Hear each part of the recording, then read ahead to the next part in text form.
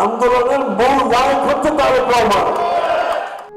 জুলাই আগস্টের আন্দোলনের বর্ষপূর্তি ঘিরে রাজনৈতিক অঙ্গনে আবারও আলোচনার কেন্দ্রবিন্দু হয়ে উঠেছেন বিএনপির ভারপ্রাপ্ত চেয়ারম্যান তারেক রহমান। চট্টগ্রামে এক মহাসমাবেশে বিএনপি নেতা আমির খসরু মাহমুদ চৌধুরী বলেছেন, এই আন্দোলনের মূল নায়ক ছিলেন তারেক রহমান। আর সবচেয়ে বড় আত্মত্যাগ করেছেন দেশনেত্রী বেগম খালেদা জিয়া। চট্টগ্রামে জিইসি কনভেনশন সেন্টারে অনুষ্ঠিত আলোচনা সভায় তিনি বলেন, ১৬ বছরের দীর্ঘ আন্দোলনের সূচনা হয়েছিল খালেদা জিয়ার হাত ধরে। অথচ অনেকেই এখন সেই ইতিহাস ভুলে যাচ্ছেন। খসরুর ভাষায়, এই আন্দোলনের ১ নম্বর অবদান দেশনেত্রীর।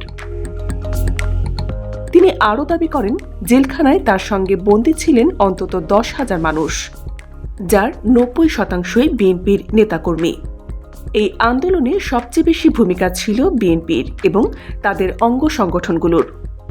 প্রাণহানির সংখ্যাও সবচেয়ে বেশি তাদের মধ্যেই।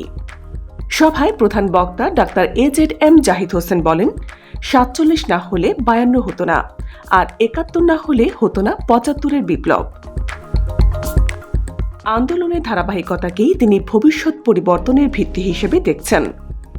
আন্দোলনের বর্ষপূর্তিতে বিএনপি আবারও তারেক রহমানকে সামনে এনে মাঠে সক্রিয় হওয়ার ইঙ্গিত দিচ্ছে।